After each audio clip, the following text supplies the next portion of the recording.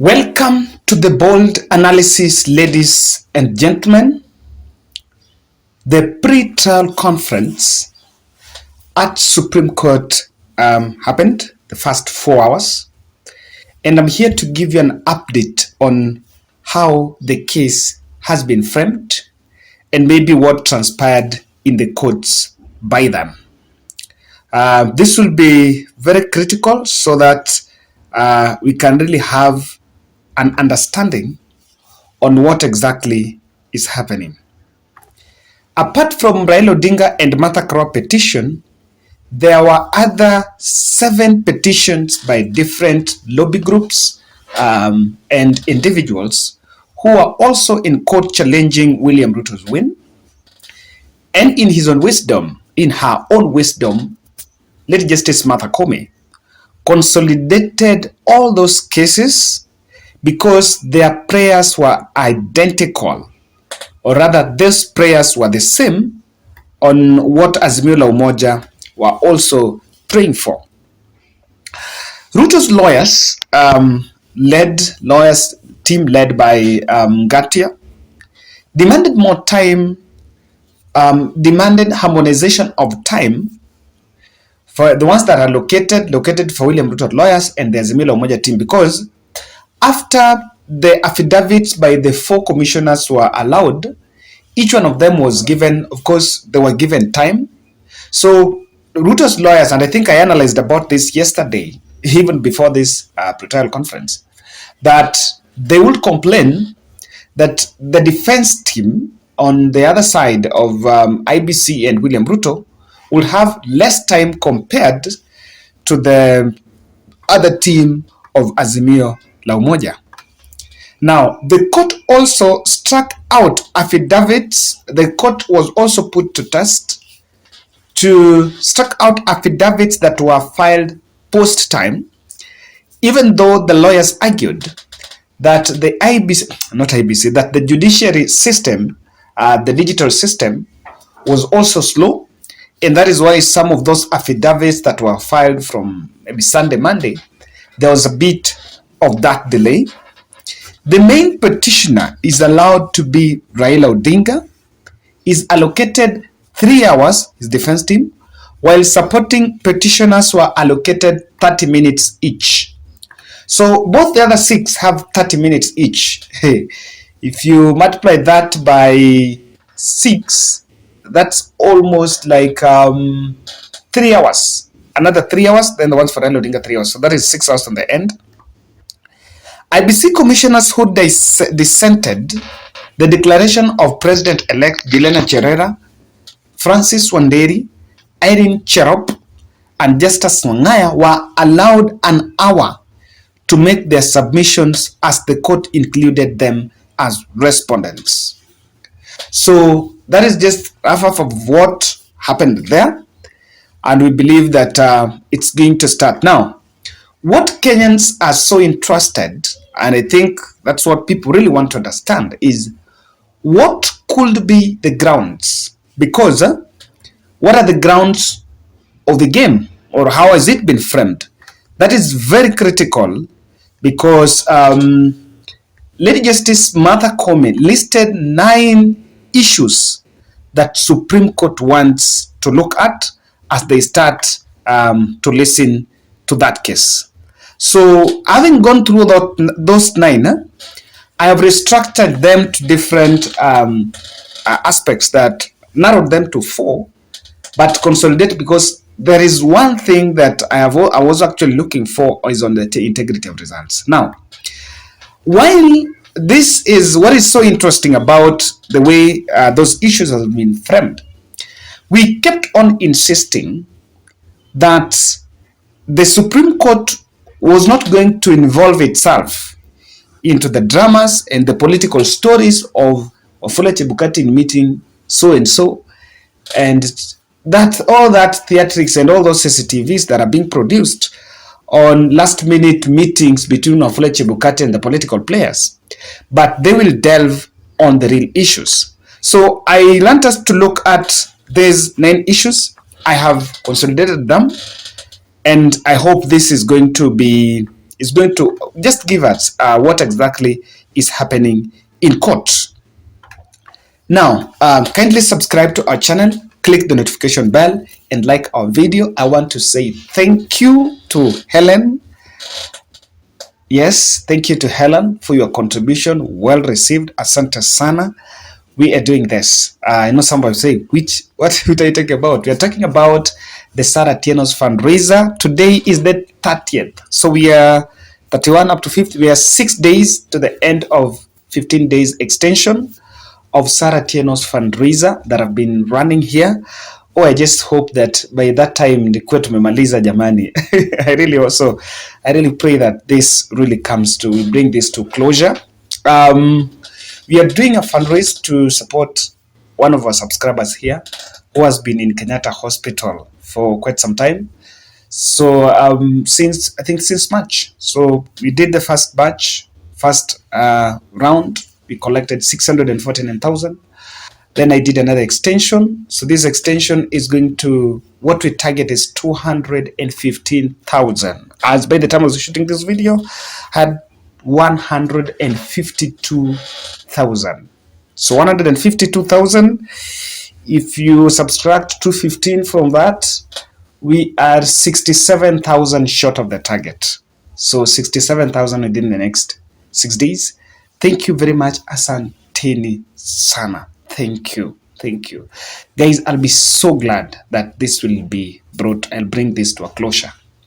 You can contribute here. The number is 0710 62 78 89. Kevin Oduor Olo. We gave ourselves a challenge of at least 50 shillings with a target that if 20,000 people can raise 50 shillings, we'll be in a position to pull 1 million. And I believe that this is going to get there. Thank you. Let's just make this happen so that Sarah can be out of the hospital. I am convicted that on 6th Tuesday next week, I'll go to Kenyatta and discharge Sarah.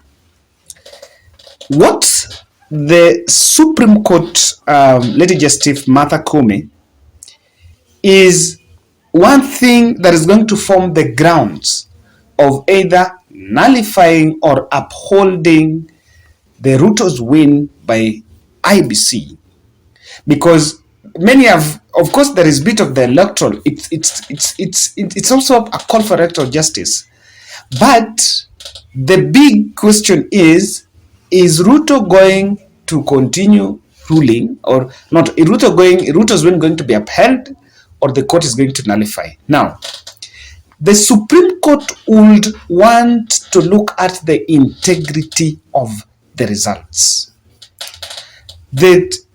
Are those results legit? And I kept on saying in this video that the focus when people go to Supreme Court should not be on these dramas and theatrics. Is just, are those results legit? Now, what the courts want to determine, number one, is whether the technology that was deployed by IBC met the standards of integrity, verifiability, security, transparency, and guarantee to accurate and verifiable results. In short, they are going to look at the audit of IEBC's infrastructure, technology, the technology that was used. Remember, this has been at the center of this election, where Azimio team have insisted that there was a problem. So what the first Supreme Court are going to look, I think they will go through the independent audit of that system. And how I wish, after receiving all those, they can also order their own independent audit of IBC system, even though the time is short. So it might not get there. But that is going to be there now. That is one way to test the integrity of the results. Number two is whether there was interference with uploading and transmission of Forms 34A from polling station to IBC public portal. We've been saying this, that the Kenyan election everything went well from identification, from the counting, but the distance between Kim's kit to IBC portal became so long. The distance was so long that now things did not go right. That's what IBC has been saying. So the Supreme Court is going to determine between Kim's kit and portal what exactly happened. Did something happen? That is also one of the ground they're going to.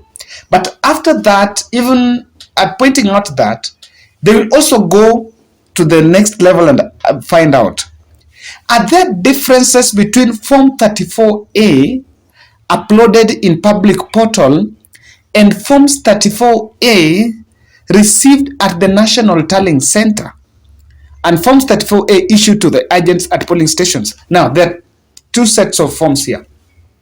It is the same Form 34A. There is that which is at the portal, number one.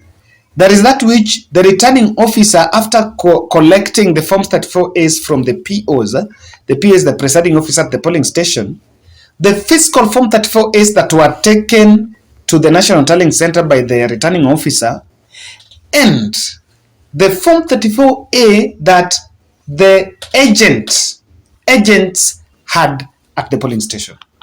Because at the polling station, the agents were supposed also to take picture of that and send to their political parties. Now, if someone did not have agents, or rather let me say, if after looking at the technology bit, there will also be significance to this issue of agents. But I want to put a disclaimer. There have been a narrative that Raila Odinga did not have agents in some country, in some parts of the country, which is possible. I don't want to deny that. But if we are talking about the same Form 34As, see, hata UDA agents walifaa wachukue to the same form. So, so we can still use the forms that UDA agents produced, and vis-a-vis what IBC is producing.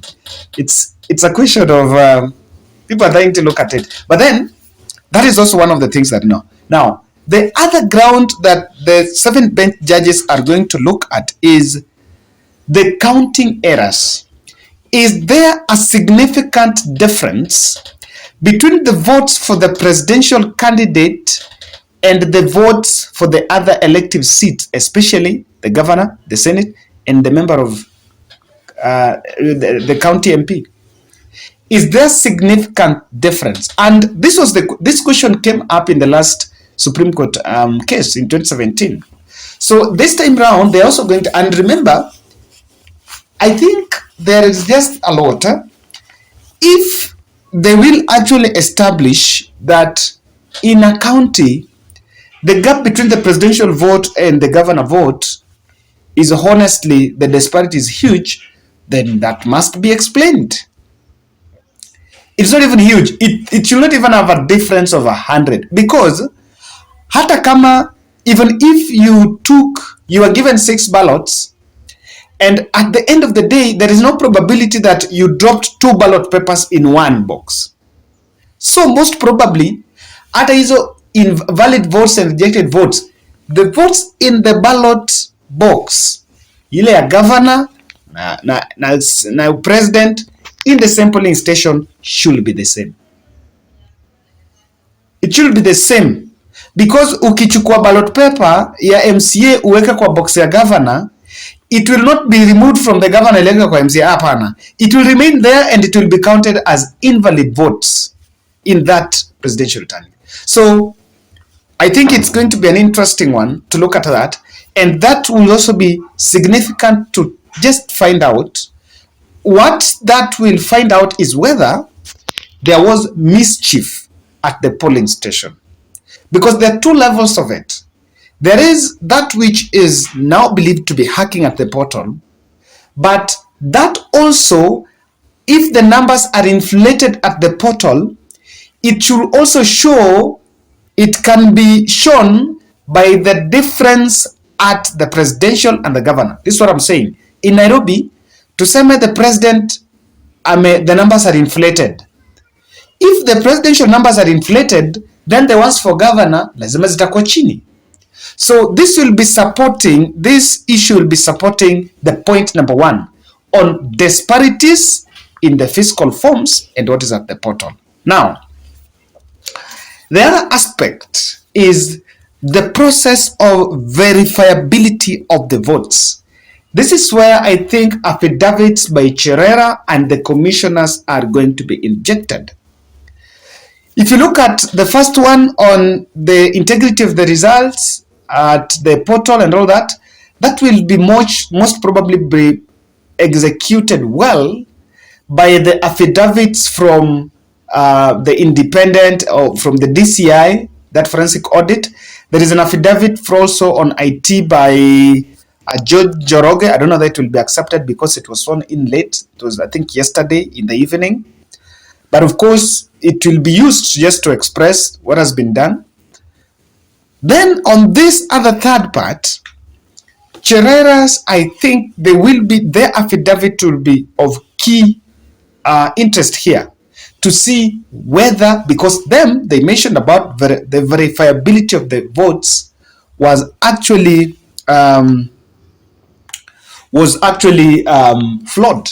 So what exactly happened in Bomas of Kenya, if it happened against Raila Odinga, at this moment, that is where that will be exposed. Now, whether Ruto, the court, after all of it, the court will then determine whether Ruto, declared as president-elect, attained 50% plus 1 vote in accordance with Article 38 of the Constitution, whether Ruto declared the president whether there were irregularities of big magnitude, as to affect the final results of the presidential election. Were these irregularities so huge that they affected the final tally? In this, I think I have looked at this, and for me, it's crystal clear.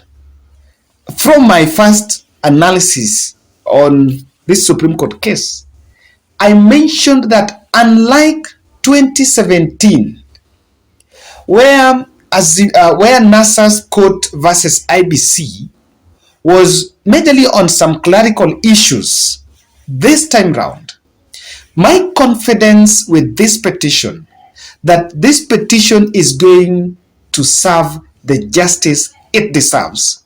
And justice in this language means either way, is that it's going for the first time to speak about the numbers.